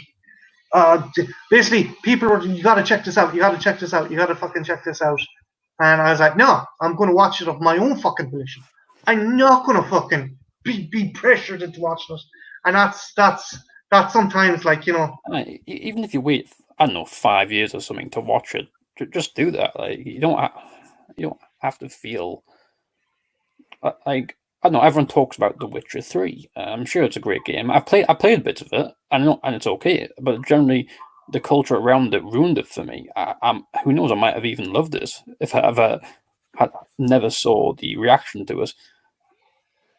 Yeah, I did. That's the danger in fucking hype, and this is something I wanna put to both of you. Have you guys ever had a situation where like you've had people come and tell you about a movie, and like they're saying the sun, the moon, and stars are coming out of this movie's arse, and you have to see it, and it's like the greatest thing since blowjob and a fucking slice of bread, and like then like you go to see it, and you're like, it was okay. Has that ever happened to you? Antro, has that ever happened to you? Have you ever, because of word of mouth, you've gotten hyped over a movie and then got to see it and you're like, that was, All right. Somebody's probably going to crucify me for this, but I think the Stanley Kubrick's The Shining underwhelmed me because I read the book first.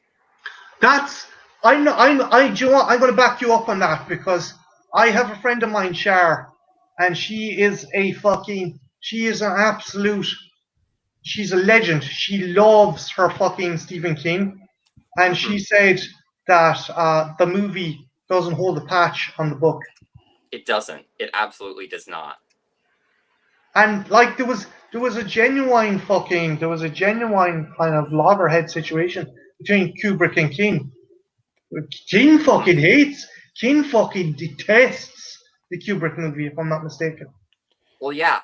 The thing about that is, if you're gonna show a character's descent into madness, don't have Jack Nicholson play that character because he's insane from the get-go. Yeah, you're like, well, this cunt is gonna crack. Oh, yeah, you should get Adam Sandler. I would love that. Yes. Can you imagine Adam Sandler going the whole ball? He's going around he's Happy Gilmore going around with the fucking golf club. I definitely think that kind of Adam Sandler character could make a good like wacky horror movie, like like an Evil Dead kind of wacky movie. But sort of like an insane Nicolas Cage situation, like we've been getting recently. Okay, I can buy something that, and it's not Mandy. Fucking Richard Stanley's Color Out of Space is. I've been meaning to see that so much. It kicks ass, but again, I'm just going to be careful what I say because again, I don't want to do the whole overhype thing. But it kicks ass, and it is the Lovecraftian. Yeah, and Anthony's back. Hey, dude. They're two different animals. In fairness, when you're trying to portray visual literal horror, you're talking about two separate things. Yeah, that's a good point as well. That is a good point. I think though the other factor is, and this isn't me talking down to your anything natural, but like, if someone came up to you, right, or a person your age, and said, check out The Exorcist, it's the most scariest movie ever made, and someone of your age and your generation watched The Exorcist, would they think it's the scariest movie ever made? I don't think so, given how much just gut-wrenching extreme horror has been made since The Exorcist. Yeah. So would you say that again, I know you said going off the book, but would you say another factor on the kind of your kind of underwhelmment of the Shining movie? Would you say, considering that you've had so many other horror movies, you've watched so many horror movies in your fucking in your time watching movies, that like it kind of like you've seen scarier, you've seen more fucking intriguing and maybe. I mean, I watch a lot of older, like black and white gothic horror. That is kind of my realm of expertise. So I don't watch like a ton of really extreme stuff, but still the book is very extreme. So the images I had in my head did not compare to what was being shown on screen. That's something I'm going to bounce to James. That like Michael Crichton's Jurassic Park. Yep. That book was the greatest movie ever fucking made. Like, I love the movie, but by Christ, the vision, the visualization of the stuff that happens in the book, I don't think it could make a million movies with $1 million budget, but it would never perfect what the human fucking brain can produce. What the character looks like, how the situation unfolds. I think the human mind is kind of way better than anything that can be projected onto the fucking cinema screen. That's just my. But I also think that books like that, like not even just Jurassic Park, but some things can't be translated to screen literally. Like you just can't do it. Like sometimes I prefer just an interpretation or something, and then they're just liking that. Like I don't know, so like Watchmen. I personally like the Watchmen movie, even though it's literally not direct one-to-one translation, and it's certainly not a very good political translation. But I like it as it is, and so like I don't think I'll ever want an accurate Jurassic Park. Cause I honestly think that will kind of suck. Really? I don't know. But did you like the book though? Did you enjoy the book? No, I love the book. Here's the thing: like I actually forget bits of the book over time. So like every time I reread the book, I'm like, I don't remember half of this. Like there's entire scenes I've completely blanked out. I've gone back and I forgot, like I forgot about the juvenile T-Rex. I forgot about that. I forgot. Yeah, the juvenile T-Rex, but like the whole scene. Like I watched Clayton's video where he's like, "Oh, Alan Grant injects the poison in the dinosaur eggs." I'm like, I don't remember that. Like, when did that happen? Or Muldoon being piss drunk for the last half of the fucking book. Yeah. So like, I don't know. If I think a whole vibe is the idea is that as much as I love the book, there's this whole culture around it being good because it's violent and edgy and gory, and not because it's well written. Yeah, I would say that I would say that it would have been interesting, but it wouldn't have been the fucking event movie because it would have been slapped on an oar. I'm going to run a question by you two at the moment because my friend Anthony just asked her, if you guys all had to recommend one horror that was available on Netflix right now, what would that be? Antro, you go. All right. So do you want me to recommend like something like obscure or something more well-known? Because they've got like a lot of really good classic horror movies, like really iconic films that are on Netflix right now. And I've also got plenty of terrible Stephen King adaptations as well. Pick two. Pick from either thing. I'd say though, make a recommendation, but I say we may not have them because this is Netflix Ireland. But recommend what we got, what you think, and can go check. All right. So for a big movie, Candyman is currently on Netflix, and oh my god, that's maybe my favorite Clive Barker movie. I don't know. It's tough. If Queenie Todd's watching this, she's gonna fucking castrate me. But I definitely think it's the best of Barker's movies. Yeah. I think he's got a lot more money and backing, and he's cut his teeth a lot more, so it's a better structured movie. Yeah. Hellraiser and Nightbreed are closer to my heart in some ways, but at the same time I think just Candyman is the better made film. Yeah, it's Clive Barker getting his footing. Nightbreed and Hellraiser are like. I definitely want to check the Candymans out, given with the new one coming out, because that one looks great. Yeah. I guess I've become like a Jordan Peele fan after Get Out. I guess because like I'm really Get Out is awesome.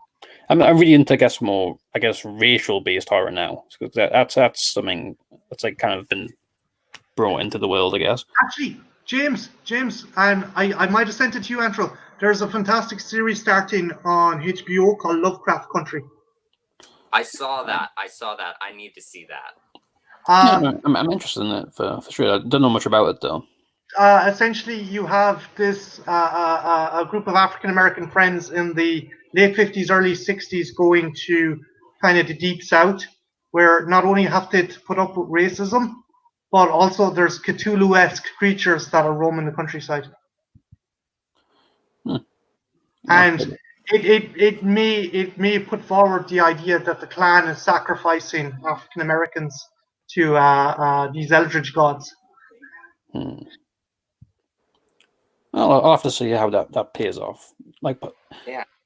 Like, there's a part of me that wants to think that maybe like, maybe be a little bit insensitive, but there's also part of me that's like, that'll probably be interesting too. So I'll have to see it.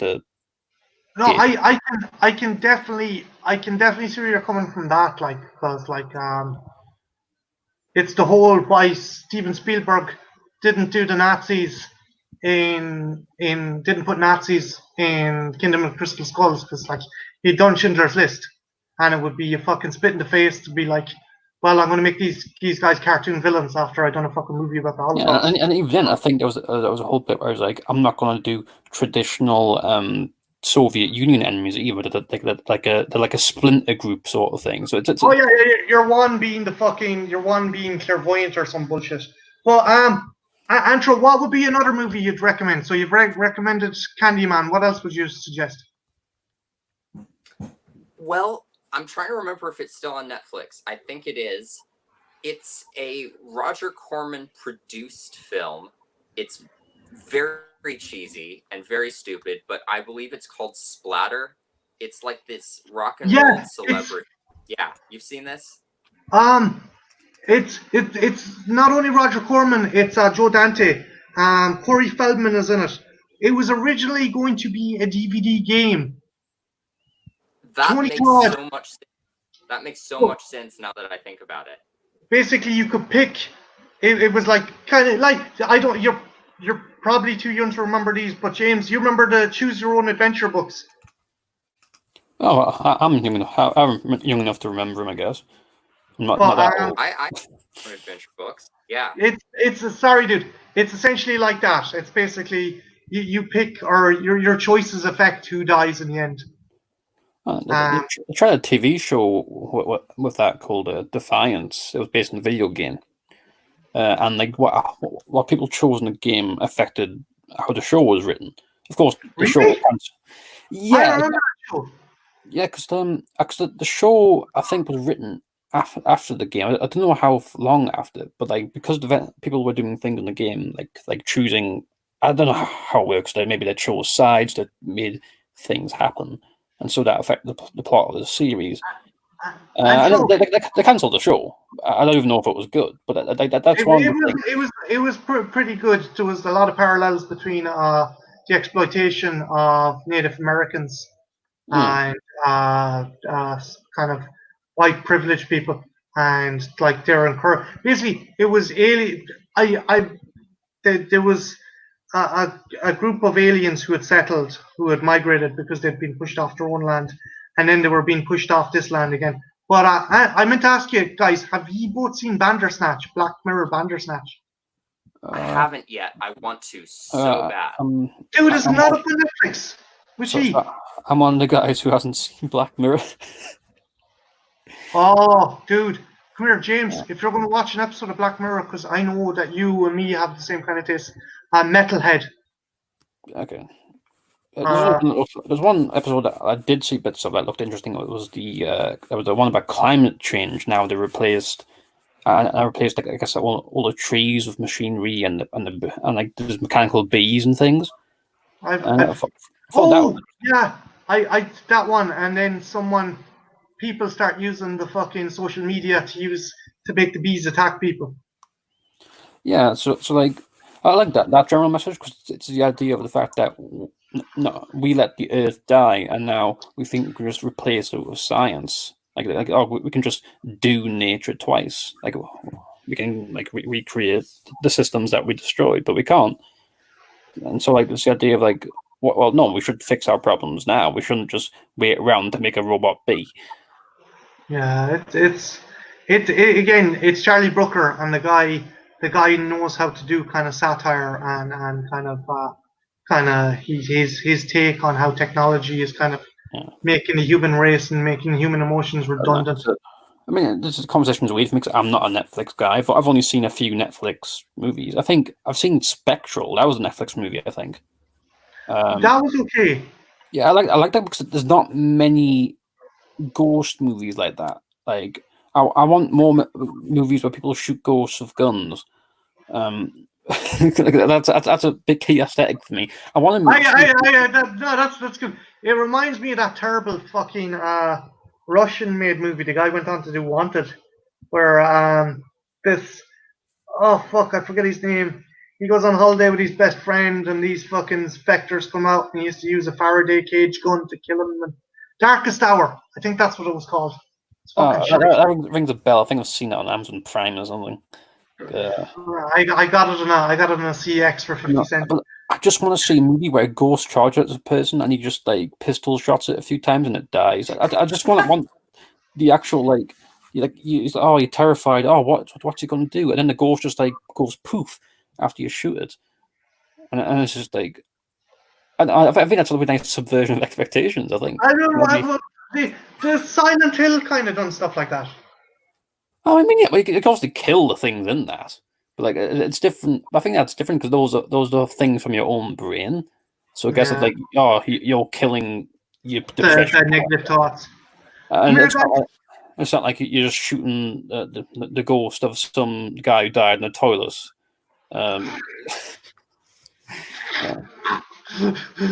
Please, I don't want to die again like this. Guys, I'm going to wrap it up. Antro, you're a legend. Thanks for coming to the chat. If any of you guys haven't seen this guy's channel, check it out. Again, he does some awesome reviews on some classic movies, and he does some awesome music. So give him a look. If anyone gets a chance, also check out James's channel, because if you like sharks and shit, James knows his shark stuff and monsters. And you're a good guy, James. That's why I'll kill you last. Nice. So I'm going to end it here. Martin, James, thanks a million for coming. You guys are legends. Thank you. Thanks. Bye. Bye. Bye.